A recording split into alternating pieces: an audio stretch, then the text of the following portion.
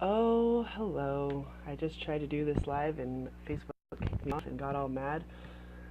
I love it when that happens, when the light grid has decided that I'm about to say something that it really, really, really doesn't want me to say. It makes me know I need to say it even more.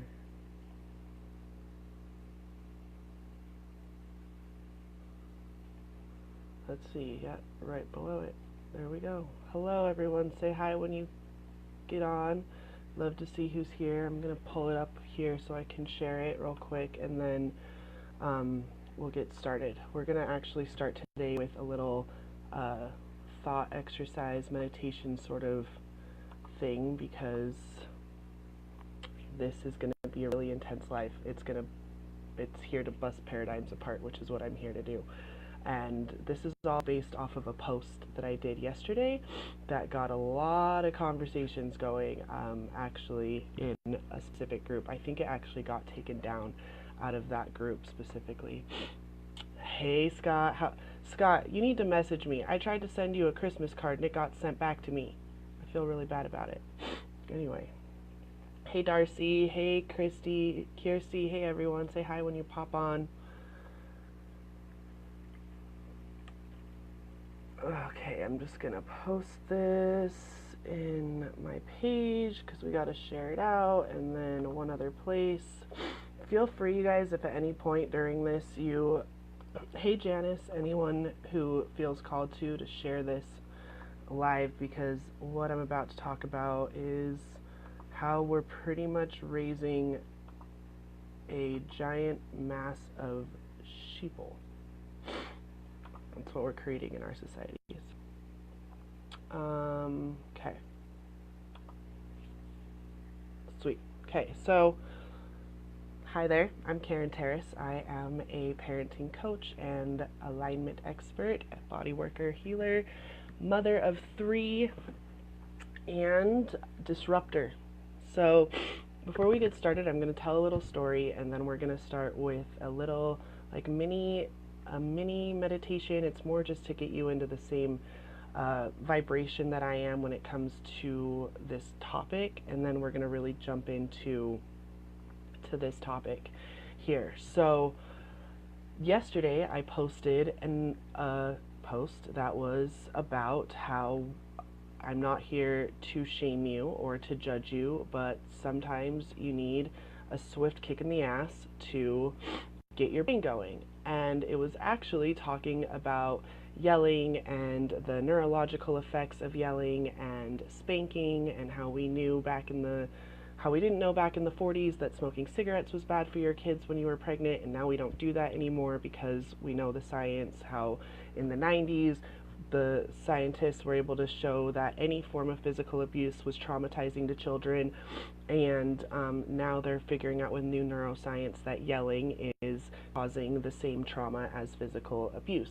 Could be even worse because you're adding the emotional trauma as well. And I found it really interesting that this caused a huge disruption. I posted this on my own page and in a couple of groups. One of the groups was of 85,000 people, and the group that's been boring as hell kind of all of a sudden got really interested in this post, and all sorts of people saying, oh, well, you're just shaming us, oh, you're not leaving anything for us to do. And I found it, a little ironic that I used the term swift kick in the ass when I was talking about abuse. And later I was thinking, sometimes you got to shoot yourself in the foot to learn. I was like, there, I just did it again. And it made me really aware of how much physical violence is even just in our vernacular, and it's ingrained into how we speak. Mind blowing. Same thing. Like, it's a mind blowing fact. It's still like a physical disruption. And I realized that these terms are here because our brains actually don't respond to the same thing. When we see the same thing over and over and over again, it just becomes background noise, and we get used to it. So it does take a massive disruption, something totally different, to get your attention. And that was the point of me posting this into a group of 85,000 people that was really like a very boring group. Nobody was talking about anything very specific. And you have to, that's where fear-based campaigns come from, right? Now, fear-based campaigns can be good and bad, right? So you can have a fear-based campaign that is there strictly to elicit fear because they know that the fear is going to give them more power and is going to allow them to have more control over you, versus a fear-based campaign that I did, because if you want to go look, it's a picture of a woman smoking a cigarette back from the 50s. And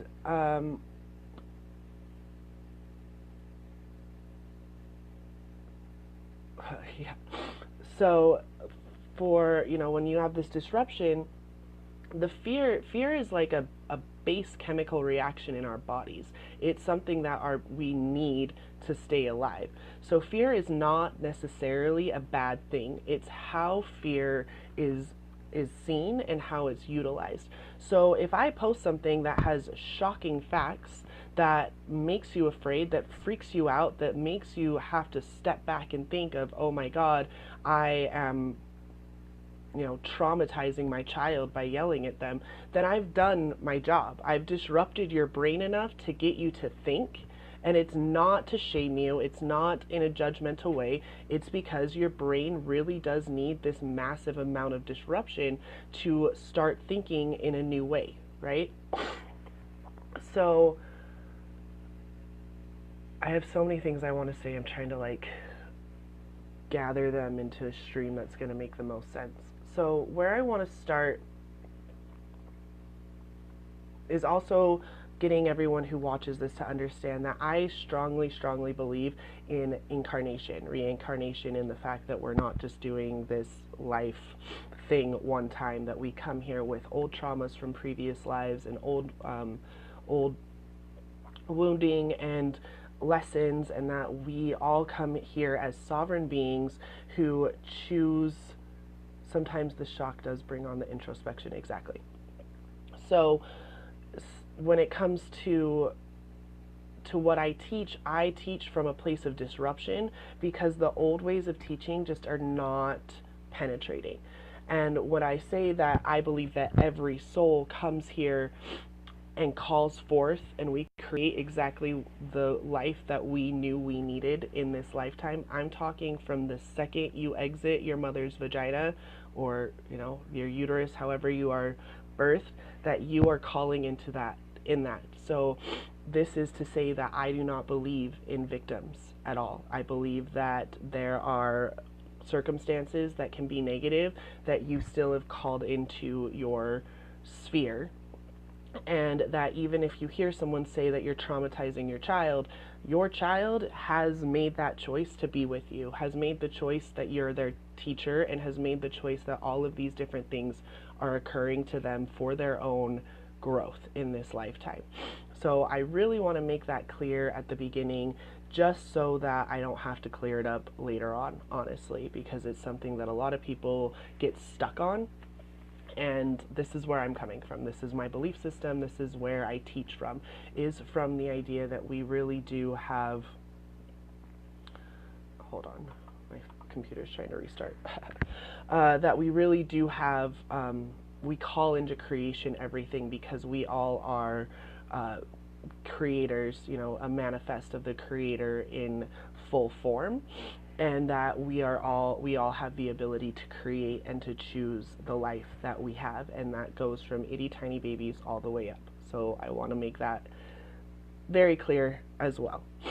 So what I want you all to do right now is think of a really bad day. Think of a day that you've had, maybe it's been recently, maybe not, that you really you were looking for a bit of sympathy. Being indomitable is an option, just as withdrawing into yourself. Yep, exactly.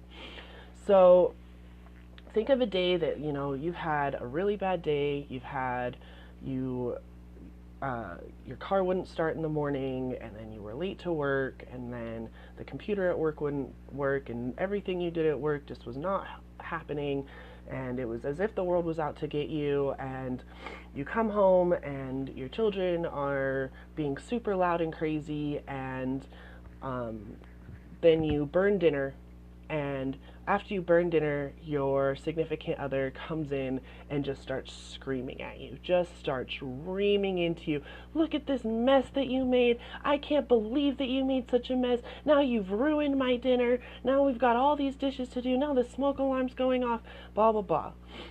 How are you feeling with that? Like, what is the response in your body if you were to have, you're already tired, you're already hungry, you've already had a day from hell, and now you're getting yelled at? How is that making you feel? I'll give you guys a second to respond because I know that there's a delay.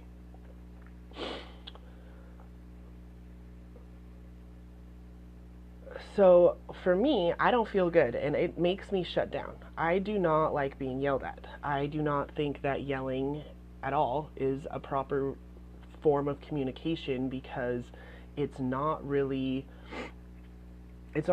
anything, right? So if we as adults don't respond to being yelled at, why is it that yelling is the primary tool in parents' toolboxes when it comes to getting their kids to behave and to do as they're told? And the reason is because yelling asserts our dominance over them. It shows our children that we are bigger than them, we're louder than them, we're scarier than them. Feels like all the good you did was for naught. Exactly, Scott. Feels like here you are trying your best, doing the best that you can, and you're still going to get screamed at. Now let's flip that to your kid.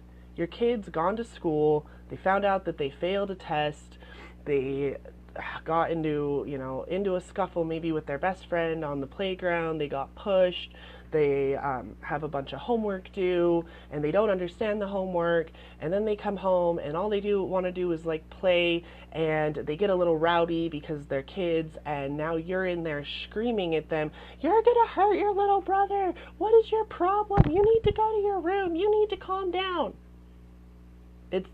It's the same thing. They live their lives in a different way, and for some reason it's like kids, we treat them completely different than we would ever treat an adult. I can almost guarantee you that the way that you treat your child, you would never, ever, ever treat another adult that way. Hi, Deb. I love all these people that are popping on. Right? You would never treat your child the way that or another human, the way that I just described, another adult. And the reason why is because once we're adults, we see people as equals.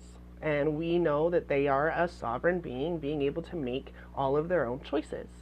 And for some reason, we've decided that children are incapable of making their own decisions, and that the only way to get them to obey and behave is to beat them into submission, whether that's physical violence, emotional trauma, yelling, setting all these strict boundaries, whatever.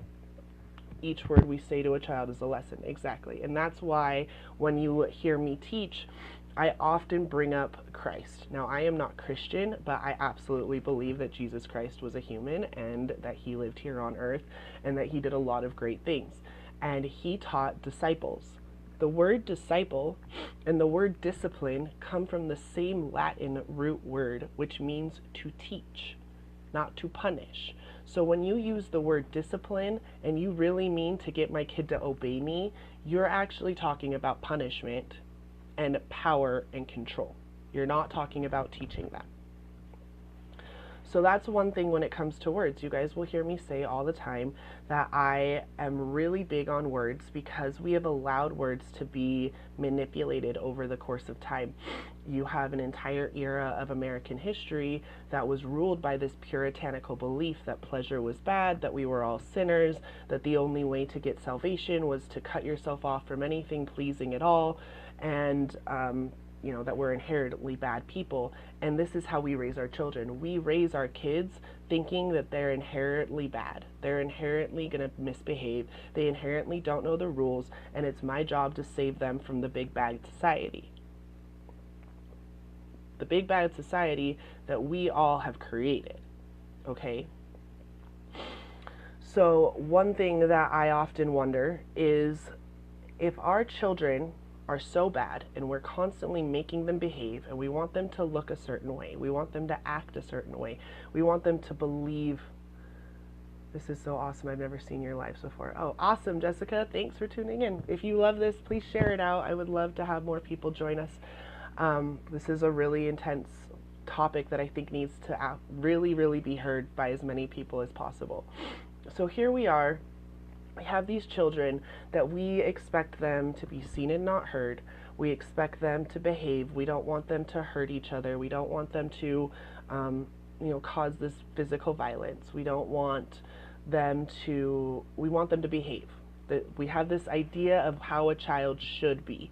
And just the word should actually has a lot of shaming connotations to it, because we have this belief that there's a proper way to act when each individual is going to act as they do in their lives. And you have so many children out there who are suffering from, autism, and not even suffering, who have autism or Asperger's or are high functioning ADHD, have bipolar, anxiety, all of these things, and it's happening younger and younger and younger. And it's because they're not fitting into the box that we want them to fit in. They're not fitting into this box of, you need to be quiet, and you need to know how to pick up after yourself, and you need to know how to do your own homework. And we spend so many years forcing them and asserting our dominance over them to force them into these boxes that we created in society. And then all of a sudden they turn 18 and they are involving themselves in not even horribly, just in riskier behavior, because they want to know what it's like. Ooh, mommy and daddy aren't around to control me anymore, so I'm going to start doing things like drugs or unprotected sex or going off into the mountains by myself without telling anybody where I am. All these riskier things that could harm them. Now again, everything they do is a choice. Everything we ever do in our lives is a choice, and it's a choice that our soul has brought into our existence. So I don't believe that there's anything that we can actually do to harm our children, because we know that no matter how fucked up your situation was, there are plenty of examples of people who have risen above it, who have been able to make the changes necessary to live extremely affluent and great lives. So even us, those of us, I was spanked, I was yelled at, all these things. It was fine. I went to therapy. I spent the thousands of dollars that a lot of us do. I figured out my codependency issues, and now here I am teaching it to other people. But why is that a thing in our society? Why is it okay for us to be like, it's fine, as long as my kids are respectful and they say that they love me and they hold accountability for themselves, then I guess I'm just a shitty parent and that's what it is. You're okay with the fact that your kid's gonna have to go and spend a bunch of money on therapy to work through all the issues that have been created in their brain because you thought that them sitting down and being quiet was the way that they were supposed to act? Because that's essentially what we're telling our kids. We're telling our kids, well, I dealt with it, so you can deal with it, and I didn't turn out so bad, so you're going to be this way. And again, the riskier behavior. You have these numbers that are starting to show up that show that the way that we're parenting really isn't being very effective. Teen suicide rates have gone up dramatically in the last few years. Suicide in women has gone up in the last 20 years. Anxiety has skyrocketed because we're always wondering how we're supposed to be acting. Should be, right? And then what you're essentially telling your children is that there are people out there that are more powerful than you, that have the ability to ruin your lives, and it's my job as your parent to teach you how to be quiet and to just not disrupt the system. You're going to listen to me so that you'll listen to your teacher, so that you'll listen to your boss, and then one day you're going to die. And then we wonder why our society is in a place that it's at right now. We have so many fundamental issues happening all around the world, not just in America, but all over the world, and people feel that they have no voice, and it's because we've taken away their voice when they're a child. Children are the most powerful, most creative, most loving, most accepting, And we are the ones who beat it out of them, whether physically or verbally or through our actions. What we teach our children is that their voices don't matter, their opinions don't matter, their feelings don't matter, and that we are the ones who know better for them. And then we hand them off this world that is totally fucked up and say, well, good luck. I know it's not the best, but maybe you'll figure it out. And how are they supposed to figure it out when all we've given them is the same tools that we were given that haven't worked? You look around the society that we currently have created, and most people are going to let you know that they don't like what they see. Pollution at an all-time high. You've got murder rates, rape, all these things in our society that don't exist. It's not a human condition, because you can find areas of the world where what's happening in America isn't happening there. So you know that it's not just a part of being human, it's about how we're raised. I like to often talk about Switzerland and America and our gun laws and comparing them, because in Switzerland, their ex-presidents can walk around without any Secret Service or anything, because they're not worried about getting shot. Their gun homicide rate is like 0.02%, and America's is like 4%. And people are walking around with guns, and all these different things that happen in Switzerland that if it happened in America, our minds would be it would totally disrupt our system. And yet they have less gun violence. They don't have mass shootings. They don't have all these things that we have in America, because in America it's all about fear based on pain. So at the very beginning, I told you how fear is part of our anatomy. It is biologically ingrained in us to be afraid. But fear can be used for very positive things. Most extreme sports, they're using fear and adrenaline to be able to compete at that level. That's not a negative. That adrenaline is what gets someone to lift a car off of their baby, right? But when we're just constantly living in this state of fear, this state of adrenaline, that's where we have such negative consequences of, I'm afraid of the government. I'm afraid of the police officer. I'm afraid of what's going to happen to me if I don't do this. Because we give our power away to everyone else. I've given my power to the government. I've given my power to the police. I've given my power to my teacher. I've given my power to my parents. Because even as adults, so many people want to say, oh, my parents did that, but I have a great relationship with them. And it's not until they become parents themselves that most people even realize that they had a problem with their parents to begin with. Because all of a sudden they're in charge of another human being for a while. I'm not saying that we don't have to take responsibility for the children that we give birth to. What I'm saying is that maybe we should be completely looking at the way that we parent in a totally different way. And instead of asserting our dominance over them and controlling them and controlling every aspect of what they do, we listen to them. Because a baby knows what they want. That's why a baby cries. She knows exactly what it is that she needs to make her feel better.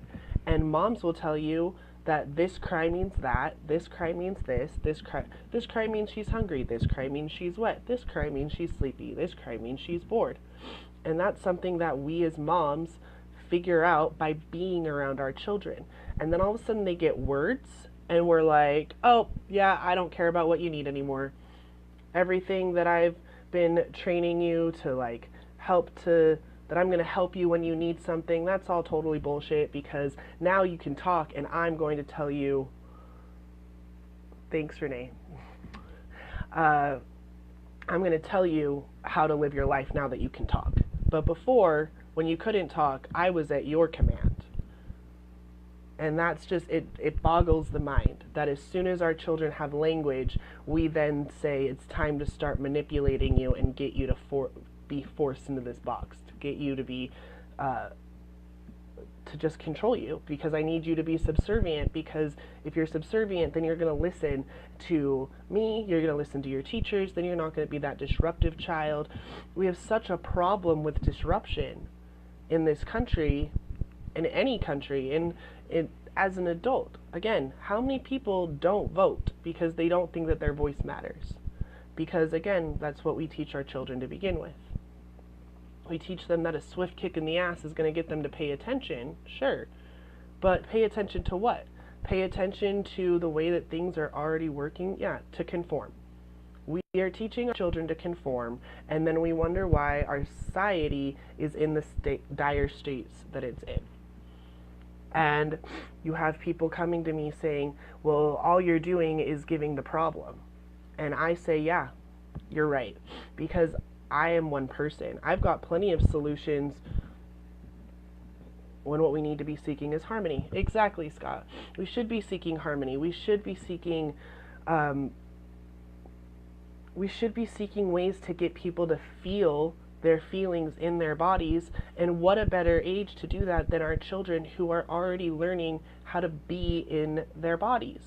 How many of us don't have those awkward conversations with our kids? You know, we find our little 4-year-old girl with her legs up looking in a mirror, and immediately we shame her. Stop that. We don't do that. What are you doing? Oh my God. What if you just taught her about her pussy? What if you just explained, this is your clit, and yes, it feels good. And you know what? Here in America, we have certain societal standards that, you know, it's expected that you're not going to do that in front of other people, but what you're doing is not bad. We begin to shame our children at such a young age that it causes a cascading effect that they then don't know their own bodies. They don't understand how they work. They don't get how pregnancy works. They don't know what a period is. They don't know any of these things because we're ashamed to teach them because we think it's weird and awkward. And we sexualize it. And instead of just being like, I have a body and you have a body. I've been on this planet longer than you, so I'm going to help you learn how to use that body. Same thing with your feelings. At the very not the very beginning, but when I asked you guys to how would it feel if someone was yelling at you, I'm sure you all got some sort of physical response. For me, my heart starts pounding and my mouth gets kind of dry and I'll start shaking a little bit. That's like the fear, like, oh my God, I'm in trouble response happens in my body. Other people, maybe it's lower in your gut, you get really nauseated, you start like tensing up your muscles. Those are things that children need to know. Those are things that we can be teaching instead of being like, my kid's not behaving, I need to get him to behave, and the way I'm going to get him to behave is yelling at him because when I yell, he stops. Yeah, he stops in the moment, but he's not learning something long term. He's not learning a healthy way to feel through that emotion because we're always going to have emotions. We're always going to have a new feeling coming up. And again, I beg the question of what's so wrong with it? What's so wrong with feeling? What's so wrong with having a bad day? We all have them. You know, do you act perfect all the time? If you're hungry, do you act a certain way? If you're tired, do you act a certain way? Of course we do. And yet with children, it doesn't matter if they're hungry or tired or anything like that. We expect them to be quiet, to be nice, to not disrupt anyone, don't bother anyone. You're just supposed to be here, and then once you grow up, here you go figure it out. That's how life is. I'm done with you. And I honestly am here to challenge all of that. When I say that I'm here to disrupt the norm of parenting, I'm not saying that I have all the answers. I know that I can help a lot of people because each family is individual. But no, I'm not going to post something on Facebook and give you all of the answers straight out because I just don't have them. Because what I'm talking about is disruption on a massive scale. Because I can see that the world that I'm being handed is not a world that I want to raise children in. You wonder why Americans are on their 7th year in a row of decreased fertility, where now there's going to be less Americans than us, which doesn't mean that it's a bad thing, population control and all that, but it's because people are choosing to not bring children into this world because they know that the world is fucked up. If you already know the world is fucked up, then why have you thought, I'm writing a book, Scott, don't you worry, it's coming out. It's coming. Lots of things are coming. This is only January, y'all. If you want to hire me to come speak at your church or your community organization, I'll do that too. Because a lot of what's happening, abuse worries me. it's not even abuse though, okay? So you missed the beginning, Rana, when I said that everything that happens to us from the moment we're born all the way on is something that our soul is calling into us.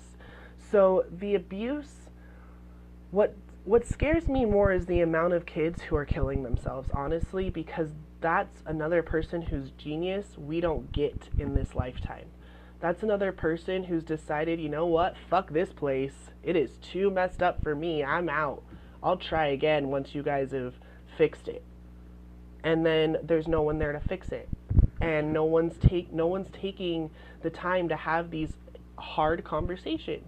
It's really difficult to have a conversation with your 10-year-old about the fact that the farming industry is owned by 99% of the people. 99% of the farming industry is owned by like 4 or 5 corporations. And it doesn't matter what type of food you're getting, what brand it is, you follow the money and it's ending up in the same 4 or 5 pockets of no matter what. Same thing with your cable, same thing with all of these things that we think in America we're so free, but once you start following the money, yeah, it's hidden, but you can find it. It's public knowledge. When you take your own life, the world only inherits the abusers. Exactly.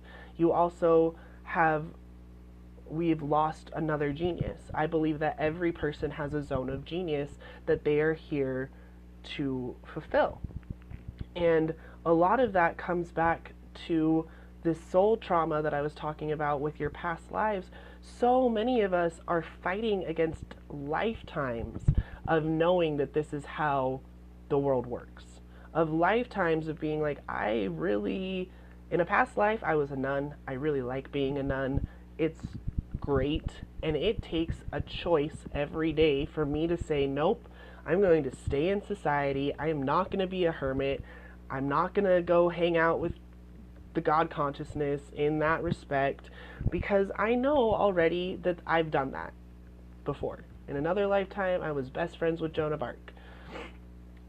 Me and Christ consciousness have gotten along plenty of times, but every time it seems that my soul, I get too overwhelmed.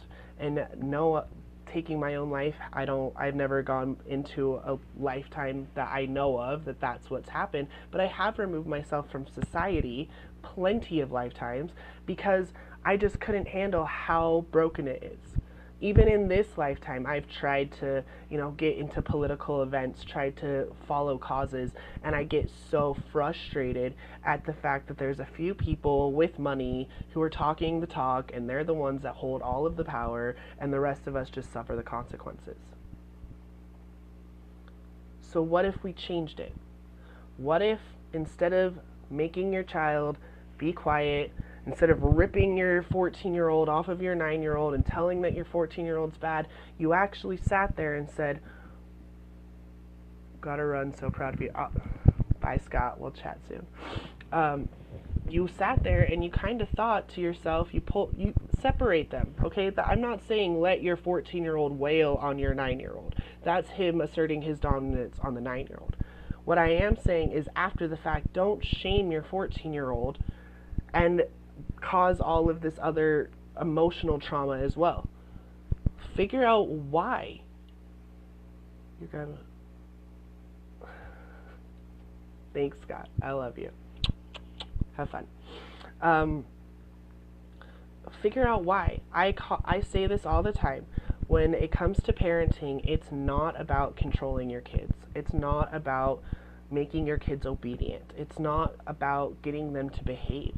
It's about teaching them. So in this moment, why is my child acting this way? What am I not seeing? What happened before I walked into the room? And find that out. Be inquisitive. Don't come at it judgmental. Really try as hard as you can to come from a place of curiosity. Why are you beating your 9-year-old sister? What happened? What's going on? Okay, you find out that she took the remote control from him while he was in the middle of watching his favorite show. Okay, so what do you want to teach?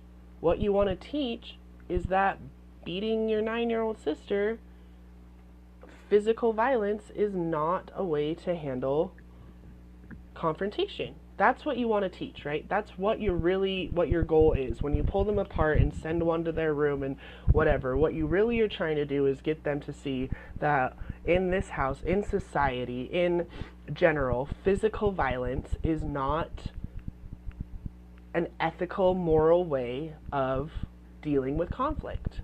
It leads to wars, it leads to mass shootings. We can see the scientific evidence is there. That's not what I'm here to teach you. What I'm here to teach you is the fact that what you're showing your child is that your control over them is that you're bigger and badder and scarier, so you're in control. And then you wonder why your 14-year-old is beating your 9-year-old. Well, that's what your pattern to them is that you're bigger than them. You've got this whole parental abuse thing going on right now, where parents are calling the cops on their child for beating them. Because as soon as the 14-year-old gets tall, I'm 6 feet tall, so it's going to be a while before my kids get bigger than me. But I know lots of my friends who my 10-year-old is almost taller than them. And I can kind of see where that could be a problem if your whole life you've only ever proved to your child that beating them, yelling at them, asserting your dominance over them is the way that you win. Well, now they're bigger than you, so they're going to start doing it to you because that's the model that you've... Hold on. What, baby?